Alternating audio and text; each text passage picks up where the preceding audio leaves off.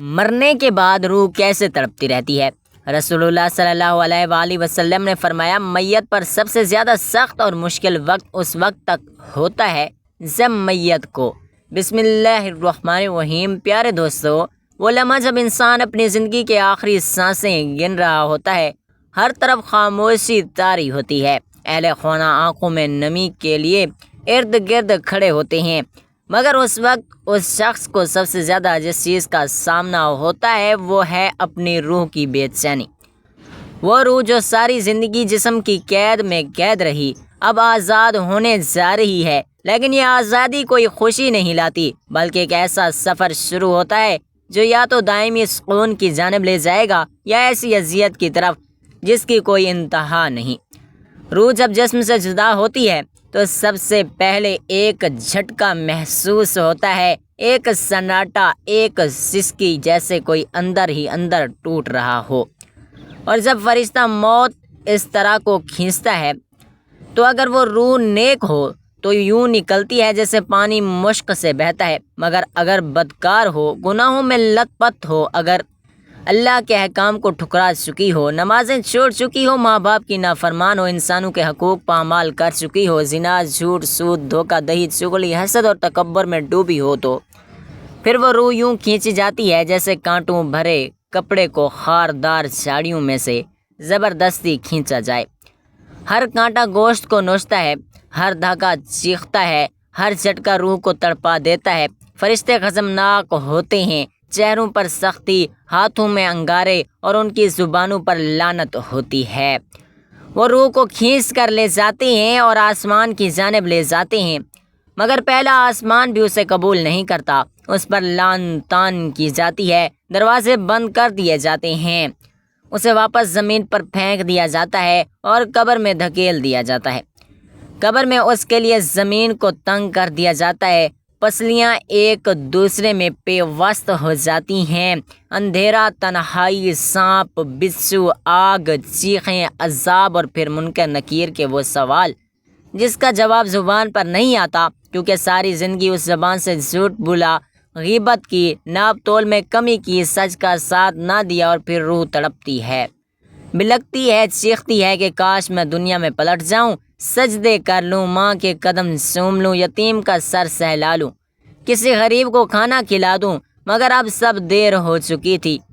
نہ اب وقت ملے گا، نہ توبہ کا دروازہ کھلے گا، نہ معافی کا موقع ملے گا۔ روح کو قبر کے عذاب میں تڑپایا جاتا ہے، ایک لمحہ 1000 برس کی اذیت جیسا ہوتا ہے، ہر دن قیامت کا منظر پیش کرتا ہے، اور پھر جب قیامت آئے گی تو یہی روح دوبارہ جسم میں لوٹائی جائے گی اور پھر ایک اور حساب ہوگا۔ یہ وہ لمحے ہوتے ہیں جن کی شدت کو الفاظ بیان نہیں کر سکتے، جو صرف وہی محسوس کرتا ہے جس کی روح دنیا سے رخصت ہو رہی ہو۔ یہ روح اگر ماں کی نافرمان ہو، اس کے چہرے پر کالا پن چھا جاتا ہے، اگر حرام کما کر اولاد کو کھلایا ہو تو فرشتے اس پر تھوکتے ہیں، اگر قرآن کو نہ پڑھا ہو، نماز کو ضائع کیا ہو تو آسمان کے در و دیوار بھی اس سے نفرت کرتے ہیں، اور پھر عذاب کی ایک نہ ختم ہونے والی لڑائی شروع ہو جاتی ہے۔ اگر کبھی کسی جنازے میں شرکت کی ہو اور میت کے چہرے پر ہو جانے والی سختی دیکھی ہو، اس بدن کی ٹھنڈک کو محسوس کیا ہو، تو یہ سب کچھ آنکھوں کے سامنے آ جاتا ہے۔ کتنے لوگ قبر میں دفنائے گئے مگر قبر نے ان کے بدن کو قبول نہ کیا، کتنے لوگوں کے جنازے کے وقت بارش ہوئی اور کتنے لوگوں کے لیے آسمان نے لعنت برسائی۔ ساری زندگی جو مزے کیے، جو گناہ کیے، جو وقت ضائع کیا، جو دل دکھائے، اب ان کا بدلہ روح چکاتی ہے۔ اب نہ سوشل میڈیا ہے، نہ لائکس ہیں، نہ فالوورز ہیں، نہ مال، نہ شہرت، صرف تنہائی، وحشت اور وہ اذیتیں جو ہر لمحہ روح کو کاٹتی رہتی ہیں۔ جب ہم رات کو سوتے ہیں، ہماری آس پاس کوئی مر رہا ہوتا ہے، کوئی تڑپ رہا ہوتا ہے، کوئی قبر میں چیخ رہا ہوتا ہے، کوئی روح عذاب میں جھلس رہی ہوتی ہے، مگر ہمیں ان سب کی خبر نہیں ہوتی، کیونکہ ہم دنیا کی مستیوں میں گم ہیں۔ اللہ کے پیارے نبی صلی اللہ علیہ وآلہ وسلم نے فرمایا کہ اگر تم وہ دیکھ لو جو میں دیکھتا ہوں تو کم ہنسا کرتے اور زیادہ روتے، کیونکہ میں قبروں کو دیکھتا ہوں اور روحوں کو تڑپتا دیکھتا ہوں، جہنم کو لپکتے دیکھتا ہوں، تو اے انسان ابھی وقت ہے، سجدے کر لے، توبہ کر لے، دل سے رب کو پکار لے، لوگوں کو معاف کر دے، اپنی غلطیوں پر آنسو بہا، ورنہ ایک دن تیری بھی روح نکلے گی، اور اگر وہ وقت بدترین حالت میں آیا تو تیری روح بھی تڑپتی رہے گی، سسکتی رہے گی، جلتی رہے گی، اور اس وقت صرف وہی کام آئیں گے جو تو نے رب کے لیے کیے ہوں گے۔ مرنے کے بعد روح کو جو درد، جو اذیت، جو تنہائی، جو بے بسی کا سامنا ہوتا ہے وہ دنیا کی کسی تکلیف سے 1000 گنا بڑھ کر ہوتی ہے، اس لیے خود کو بچا لیں، سنبھل جا کہ کہیں دیر نہ ہو جائے۔ محترم ناظرین، انسان اپنی زندگی میں بہت سے کام محض اپنی لذت یا خواہش کو پورا کرنے کے لیے کرتا ہے، جس کی وجہ سے یا تو اس کا پیسہ برباد ہوتا ہے یا صحت برباد ہوتی ہے۔ موت کو یاد رکھنے والے کی خواہشات کم ہوتی ہیں۔ اس کے بارے میں نبی پاک صلی اللہ علیہ وآلہ وسلم نے فرمایا، لذتوں کو ختم کرنے والی موت کو کثرت سے یاد کرو۔ بارگاہ رسالت میں عرض کی گئی، کون سا مومن زیادہ عقل مند ہے؟ ارشاد فرمایا، موت کو کثرت سے یاد کرنے اور موت کے بعد کے لیے اچھی تیاری کرنے والے،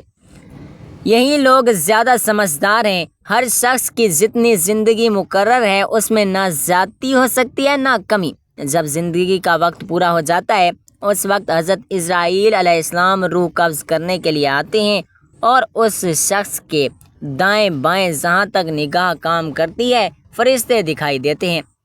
مسلمان کے آس پاس رحمت کے فرشتے ہوتے ہیں اور کافر کے دائیں بائیں عذاب کے۔ اس وقت ہر شخص پر اسلام کی حقانیت آفتاب سے زیادہ روشن ہو جاتی ہے، مگر اس وقت کا ایمان معتبر نہیں،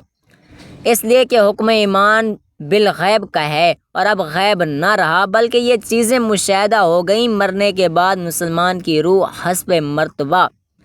مختلف مقاموں میں رہتی ہے، بعض کی قبر پر، بعض کی ساحے زمزم شریف میں، بعض کی آسمان و زمین کے درمیان، بعض کی پہلے دوسرے ساتویں آسمان تک، اور بعض کی آسمانوں سے بھی بلند، اور بعض کی روحیں زیر عرش کنزیلوں میں، اور بعض کی علیجین میں، مگر کہیں بھی ہوں اپنے جسم سے ان کا تعلق بدستور رہتا ہے۔ جب کوئی قبر پر آئے اسے دیکھے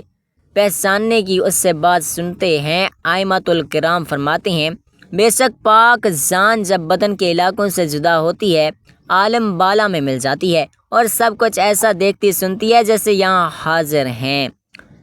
حدیث میں فرمایا، جب مسلمان مرتا ہے تو اس کی راہیں کھول دی جاتی ہیں، جہاں چاہے جائے، مردہ کلام بھی کرتا ہے، اور اس کے کلام کو جن اور انس کے سوا تمام حیوانات وغیرہ سنتے بھی ہیں۔ جب مردے کو قبر میں دفن کرتے ہیں اس وقت اس کو قبر دباتی ہے، اگر وہ مسلمان ہے تو اس کا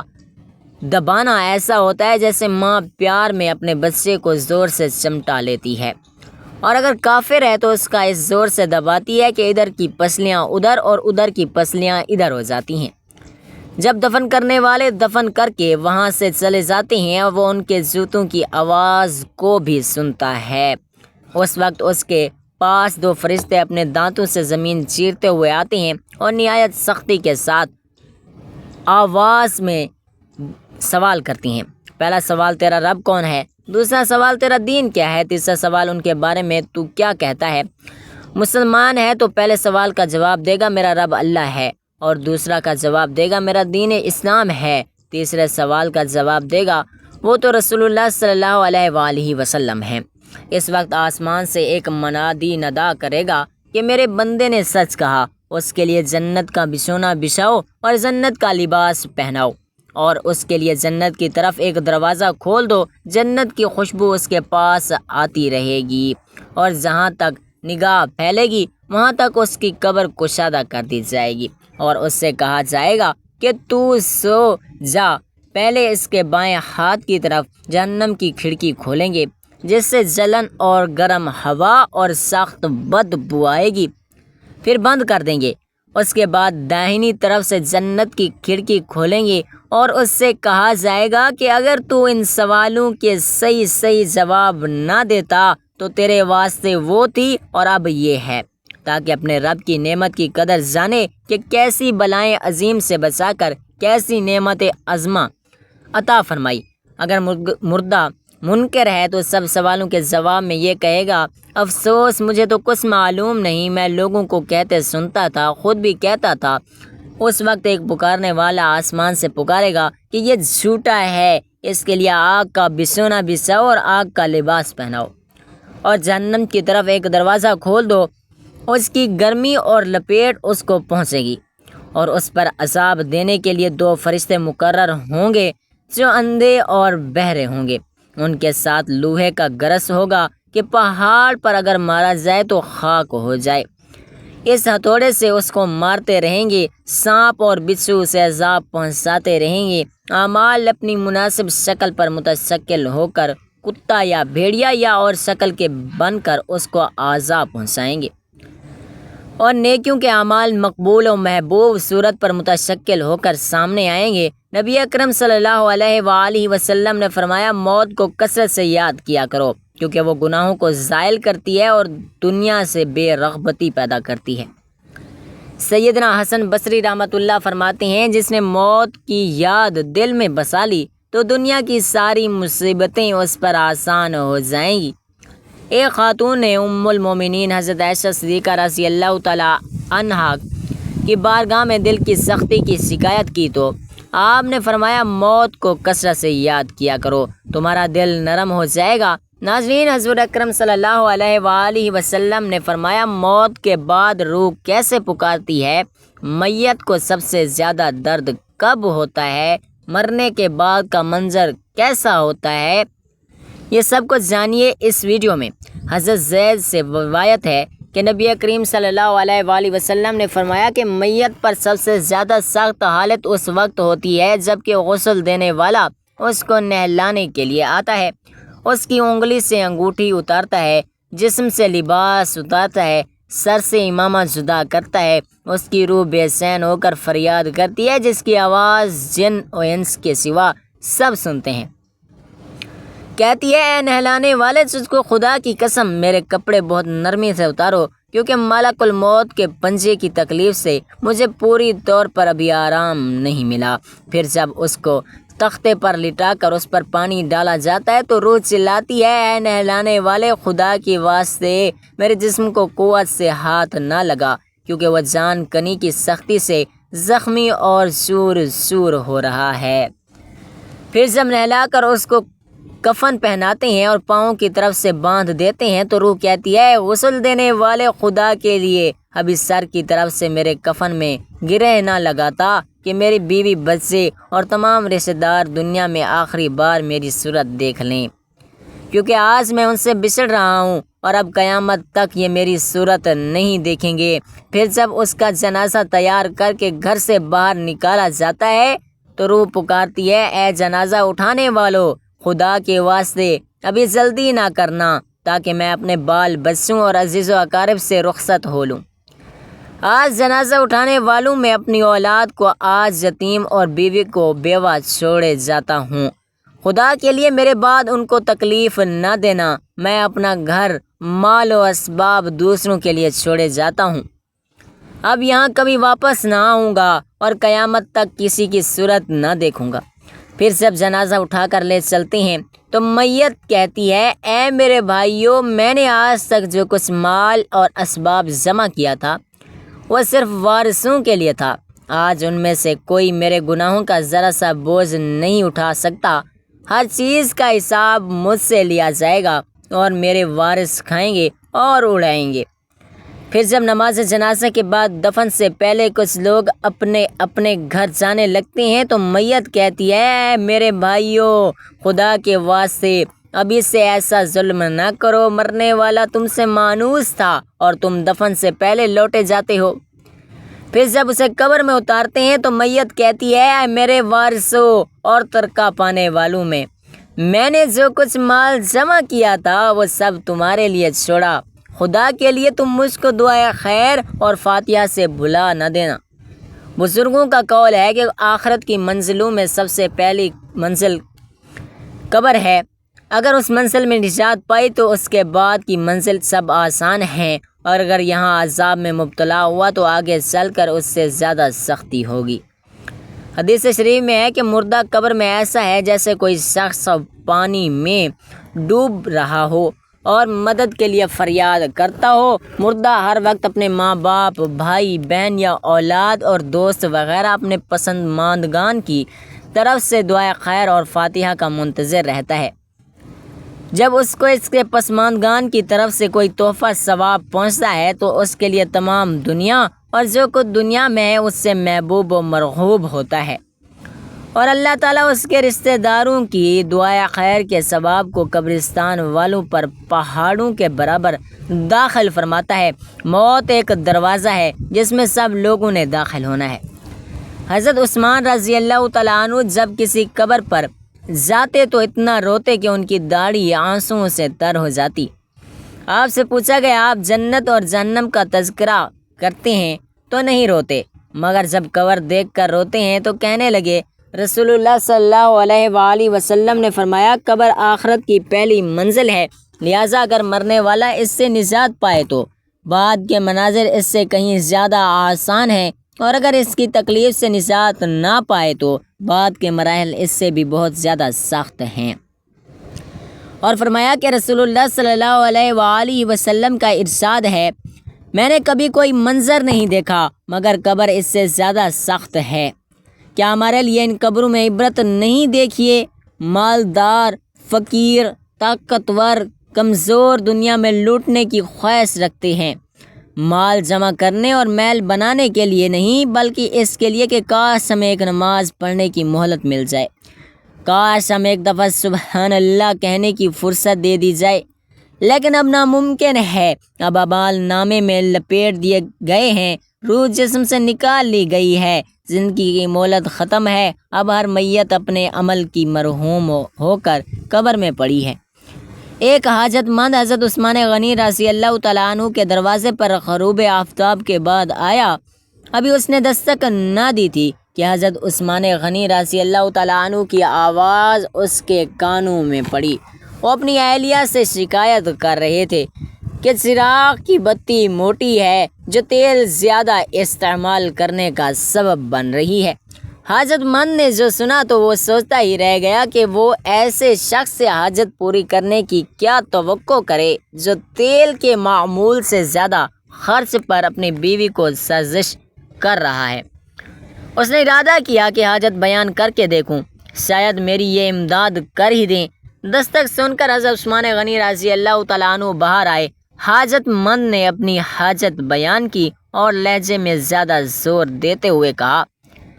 کہ ضرورت کچھ زیادہ ہی ہے۔ حضرت عثمان غنی رضی اللہ تعالیٰ عنہ نے اس شخص کا ہاتھ تھاما، بستی سے باہر لے گئے جہاں آپ کا سامان تجارت بڑی تعداد میں رکھا ہوا تھا۔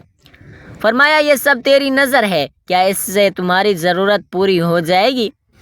وہ شخص حیران ہکا بکا دیکھتا رہ گیا۔ چنانچہ اس نے عرض کیا کہ حضرت یہ سب کچھ میری ضرورت سے زیادہ ہے۔ امیر المومنین نے فرمایا مجھے خوشی ہے کہ یہ تمہاری ضرورت سے کم نہیں۔ اس شخص نے کہا اے حضرت ایک بات بتائیے، چراغ کی بتی قدرے موٹی ہو جانے پر آپ اپنی زوجہ محترمہ کو سرزنش کر رہے تھے، حالانکہ چراغ اس قدر روشنی رکھنے میں شاید صرف 1 درہم کا تیل استعمال نہ ہوتا، وہ تو آپ کو گوارا نہ ہوا اور یہاں ہزاروں کا سامان مجھے بلا تحمل دے رہے ہیں۔ تب آپ نے فرمایا بھائی چراغ میں تیل کا زیادہ اسراف ہے اور زیادہ اسراف اللہ کو پسند نہیں، اور مجھے اللہ کے حضور اپنے اعمال کی فکر رہتی ہے،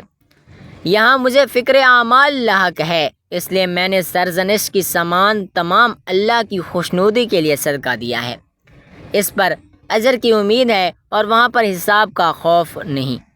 ناظرین، اللہ تعالیٰ سے دعا ہے کہ اللہ تعالیٰ ہم سب کو دین کی بات سننے، سمجھنے اور اس پر عمل کرنے کی طاقت اور توفیق عطا فرمائے۔